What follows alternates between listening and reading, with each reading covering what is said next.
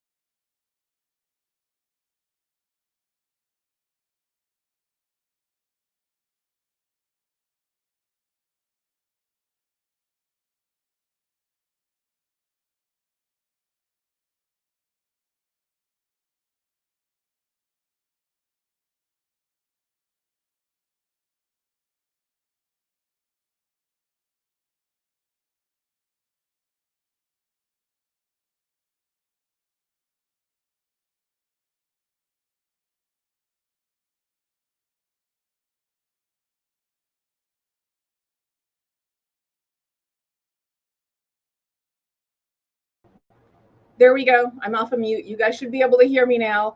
So thank you for anyone who's joining me live, or for anyone who is watching me on the replay when this is back up.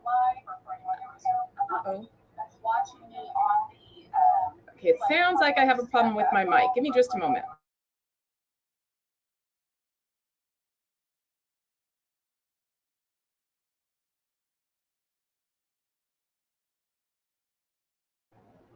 Okay, I think we're squared away.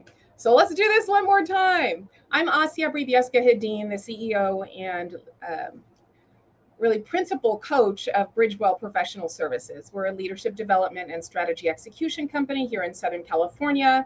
It is Friday, and I wanted to do just a quick pop in here on LinkedIn.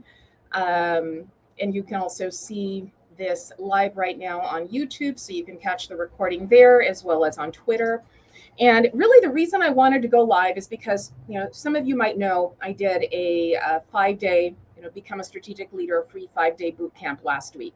And it was awesome. We had over 900 leaders register. Full transparency, my goal was 1,000. We got to over 900. I'm counting that as a win. So it was fantastic. We went through a lot of information, some of which I'm going to briefly recap here, but I wanted to jump on today just for 15 minutes to actually offer any kind of laser coaching now that some of you guys have actually been through the boot camp. And for those of you who haven't, still feel free to raise your hand and ask a question. But I wanted to provide any laser coaching on the pieces where you feel like you are stuck. But I'm going to start with a quick recap. So, for transparency, the reason that I offered the boot camp, the reason that I wanted to have this conversation specifically around becoming more strategic is because I think it's so critical that we get into the habit of using strategy everywhere that an intention or goal matters, right? Strategy is not something that lives in the boardroom or the whiteboard, in a planning session. That is not where it matters. And in fact, last week during the boot camp, somebody mentioned up that, strategy is about the big picture. And so my response to that is, yes, strategy is about the big picture, but its execution and actually making it happen is about the little picture. And that little picture requires us to be strategic day to day to day to day. Otherwise, we get caught up and lost in the busyness instead of in the strategic work of making our top priorities come to fruition. Now, this is the case whether we're talking about an organization, an association, a team, an individual, you within your family or any other community you're a part of, the quality of your thinking matters. And strategy ups the quality of your thinking. And the reason it does that, and here, let me go ahead and bring this up so you guys can see this. So this is about getting strategic, kind of what we covered on day one. But the reason that the quality of your thinking matters so much is because the quality of your thinking is what distinguishes and kind of allows for the quality of those outcomes and those options and creative ways of responding. That's what allows for that. So garbage in, garbage out, right? This is one of the things we kind of distinguished on day 5, that the quality of your thinking matters. So when your thinking is sourced in busyness and reactivity, it's not sourced in strategy and intention. So we want to get strategic because strategy, by definition, gets you in a space of making decisions in advance. That's all that strategy is. It's making decisions in advance about what's important, why, and how you're going to bring it to fruition. And again, strategy is not always necessary. It's not necessary if you have unlimited resources, right? If there's nothing fighting for resources, strategy is not necessary. Then you're just kind of meandering and seeing what happens. But when results matter, when resources matter, strategy is critical. So that's why I really wanted to spend the week last week. And we went 30 minutes every day. It was kind of laser focused. And for those of you who didn't get in there, the replays are still up, but they're coming down within the next couple of days. So you can still get in on the replays if you go to strategicleadershipbootcamp.com. You'll register, you'll get a couple of emails as though it's still coming up, but just know it already passed and you guys can watch the replays. But I really wanted to come on here today because there are a couple of areas where we seem to get some consistent ongoing questions. So let me tell you briefly what we did cover, and you can let me know either here live for anyone who's watching live, or you can send me a note at team@bridgewellpro.com and let me know what questions you still have, especially if you were in the boot camp. So day 1, again, it was how to use strategy day to day, right? To actually use your time in the wisest way possible and bring the best thinking to what you're doing. And what I just covered, why it's important. On day 2, even though I refer to it as avoiding strategic pitfalls, it was really about how to build a strategic plan and how to build the metrics, like meaningful metrics that actually drive what you do day to day. I don't mean the metrics looking back at, okay, so what did we do last week? I don't mean that. I mean the metrics that inform, so what am I going to do today?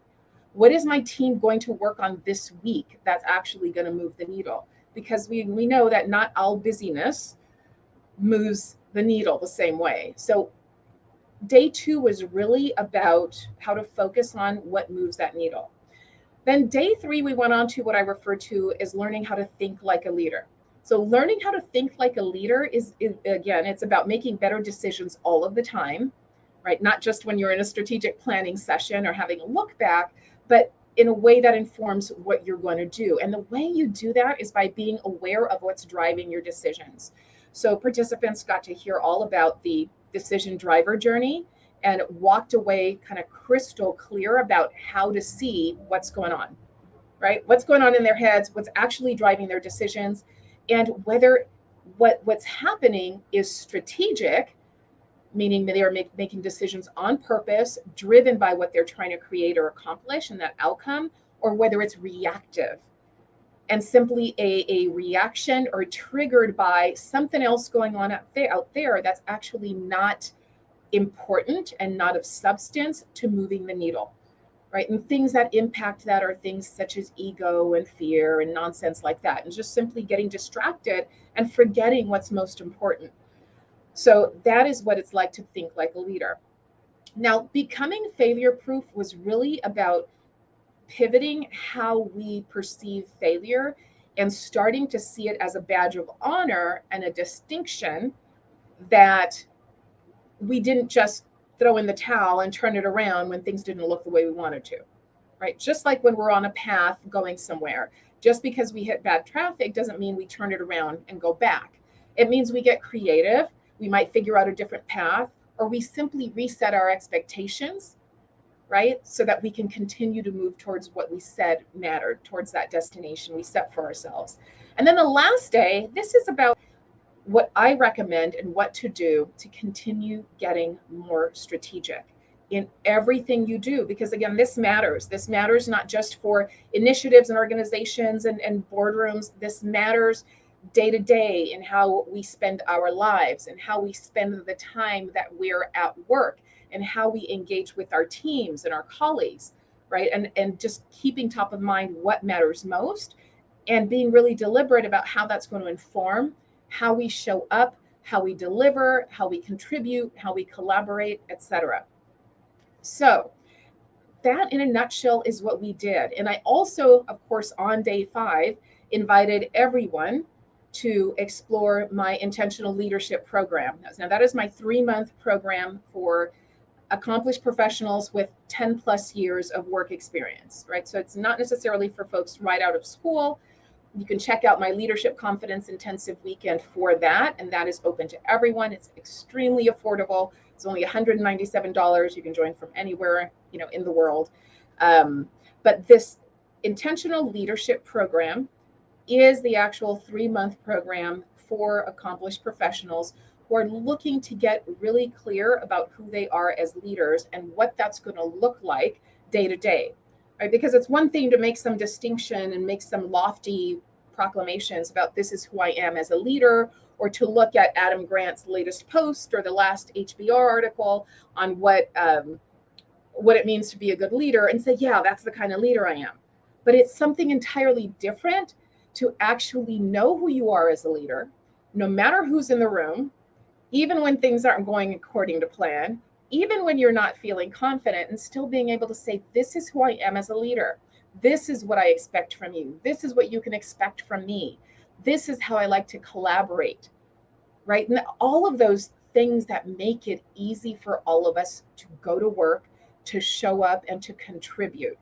Because the bottom line is leadership is not about, having the title or the span of control or the budget or anything like that. Leadership is about your ability to elicit the best from yourself and others toward a common goal, which means that we can do that from any level, right? I mean, hearkening back to the old days when there was the mail room and that was where everybody started. Whether you're in the mail room or you're an intern or you're the board president, being a leader comes down to eliciting the best from yourself and others towards a common goal. So that was the bottom line. And what I wanted everyone to be able to take away from the week is recognizing not only their roles as leaders, but also recognizing the impact that being strategic and making quality decisions has on your impact and what you're doing day to day, the way that you're relating with your prospective clients, with your partners, with your teams, right? Even when you're in the process of hiring or job seeking. The quality of our thinking matters. So let me see. One of the key questions I got, and I'm going to take a quick look here just for a moment, you guys, to make sure that I'm not missing any questions that are on the private course portal. I can spit that out. Private course portal, because there is also a comment section in there, and I want to make sure I'm not missing anything. So let's see. Now, I don't see any new questions, so I'm just addressing the questions that were sent originally. And the primary question I got, because I only want to be on here for a few minutes, but the primary question that I got was around metrics. Believe it or not, this is where people are most caught, but also I love that that's where the questions are coming from, and I'll tell you why. Because metrics, again, we often think about metrics as looking back at what happened. But the way that I introduced metrics, and that leaders in my program, the Intentional Leadership Program in particular, focus on metrics, is by distinguishing which metrics should actually be informing what they do day to day, and also what should be informing how they set expectations for their teams. Because let's face it, lack of clarity, lack of expectations is one of the, or misaligned expectations, is one of the biggest complaints of staff and leaders alike, that there seems to be a mismatch in expectations, whether it is with your team, whether it is with your clients, whether it's with your board, whatever the case is. So metrics, believe it or not, even though they don't feel very sexy at all, they actually are your best chance to have that alignment and that clarity. And the metrics I focused on in the very quick session we did during the boot camp was leading indicators. See, leading indicators are the kind of metrics that inform what you do. And the way they do that is they make you get really purposeful about identifying what actually moves the needle. So let me tell you what I mean by that. You might have a goal of raising, $10 million by the end of the year, or $10,000. The number doesn't matter. But the bottom line is, one of the metrics you're going to maintain is what happened, like how many dollars did we actually raise? And of course, we want to know what that is because we want to know how close we are to our goal. But that is what we refer to as a lagging indicator, right? That is just, we look back and it tells us, hey, these are how many dollars we raised, or these are even how many calls we made, etc. But here's why leading indicators are so important, because they inform what you have yet to do.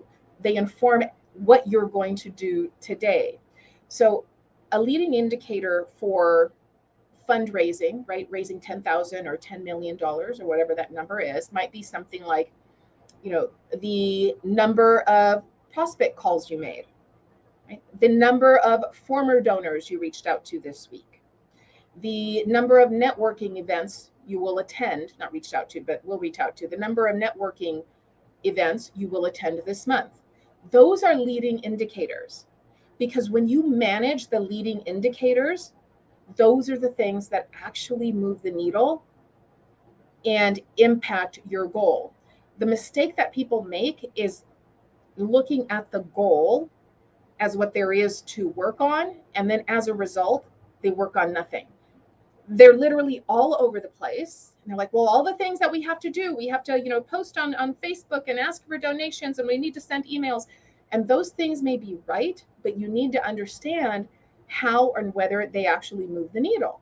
And that's the value and brilliance of leading indicators, because it's a really, deliberate way of identifying what moves the needle for that goal. So depending on what part of the organization you're in, it might be how many, prospect, research efforts you completed in a week. Like that might be your leading indicator. And that if you complete 4, or if you complete 10 or 100, that is actually going to open the door then to the folks down the line so that they can work on their leading indicators, right? Which is now creating that outreach campaign for those folks.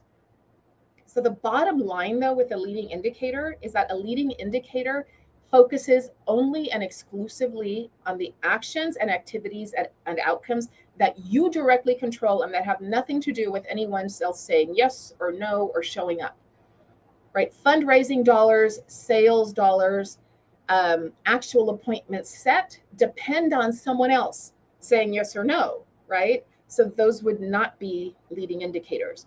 Appointment offers made would be a leading indicator. Number of calls made would be a leading indicator. Number of emails sent would be a leading indicator. Number of follow-ups, followed up on would be a leading indicator. So I hope you're seeing that distinction, that it is about what you directly control, that has nothing to do with anybody saying yes or no, and that we know impacts the end goal. In this case, fundraising dollars, right? Or the sales target, or new clients acquired. Because whether they say yes or no, you can control those leading indicator activities. That is where the execution lives. So that's why it's so brilliant. Another question, though, that I got that I'm going to address briefly, and then we're going to wrap up in a couple of minutes unless new questions have come in. But the other question, or the other piece I want to address specifically also around metrics, is people have asked something like, well, yes, it's true that I don't control whether somebody says yes or no, but I control the quality of the ask. And yes, absolutely. And that's the way that we need to start thinking about it. So if we know that what our goal now, right, now that we clarified that the quality of the ask is important, and we want to elevate the quality of our pitch, our offer, our ask, our proposal, whatever the case is, then that now becomes the goal, right? So a minute ago, we were talking about the goal being, $10 million raised. Now the goal is the quality of the ask or our prospecting or whatever the case is. In that case, now you need to ask yourself, now what are the leading indicators that really do move the needle and inform the quality of our ask? We might want to take a sales course, right? So it might be the number of hours you spent on a sales course. It might be, once you've taken the sales course, how many calls you went ahead and self-assessed after you were off of the call with the prospect. Like that would be one of your leading indicators. So that you know that one of the things that you control that actually can up the quality of your ability to have those sales or enrollment conversations is, your communication skills, go looking back at what happened and self-assessing and thinking, oh, this is what I'm going to do differently. So again, that's just a really quick way to give you some perspective on how to create a leading indicator on those things that feel more qualitative as opposed to quantitative, such as the quality of my conversations. We know that in order to improve that, you might want to take a communications course, right? Join Toastmasters, practice different sales methods every week, whatever the case might be, but you can identify several of those for yourself and distinguish which you want to do. Reminder, you can't say yes to all. Strategy by definition means that you're saying yes, and it also means that you're saying no to some things. So just a quick reminder about that. Okay. Oh, and I see a note in here. Got it. Quality of the ask is key. It is key. And even more key is understanding what creates a quality ask. Because once we know what creates the goal of a quality ask, you simply identify what those indicators are, what those aspects are that you need to work on to go ahead and up that quality. So, and that goes for anything, that we consider to be a priority. So I think that is it. And thank you, Letitia, for being here live. I know that we don't have folks here live. It's Friday afternoon. I didn't think we'd get many in here now, but I'm hopeful that you guys who watch this later, feel free to drop me a question. I come back and try to stay connected to those. And if you have a question, reach out to my team if you want to email me instead, team@bridgewellpro.com. But I do want to invite you, to reach out to us, register for the Intentional Leadership Program, learn more about it at bridgewellpro.com/group. And let me go ahead and put this up there. Now, up until today, so you might be watching this too late, and my apologies, but that's how that rolls, right? Everything has an end date. But up until today, there was a bonus of a free executive coaching session with me. So, my prices for group programs have dropped. My prices for one-on-one programs have increased. And so it is rather costly. It is $750 to have a private session. And so what you get is you get that private session for free. If you enroll by today at 11:59 p.m., and you guys who are on my email list, you already know that, and hopefully you already are getting in before the deadline, but I wanted to make sure that got in there. And you can read all about the program at bridgewellpro.com/group. And if you have questions for me, like if you want to have like a quick, 10-minute touch base, send a note to my team. Again, that's team@bridgewellpro.com. And I'm going to go ahead and get that in there. So you can reach me at team@bridgewellpro.com, and I'll send you back a link for a quick 10-minute chat. Again, the next program kicks off, just to give you an idea, July 16th and 17th is the Kickoff Weekend, which is the Leadership Confidence Intensive, which you can also read about on my website. But that is when the program kicks off, and you do need to attend the Leadership Confidence Intensive in order to be part of that 3-month program. So the intensive is already included. But giving you an idea of the dates, I have another one coming up near the end of August. So if one date doesn't work, you'll see the other one there on the website at bridgewellpro.com.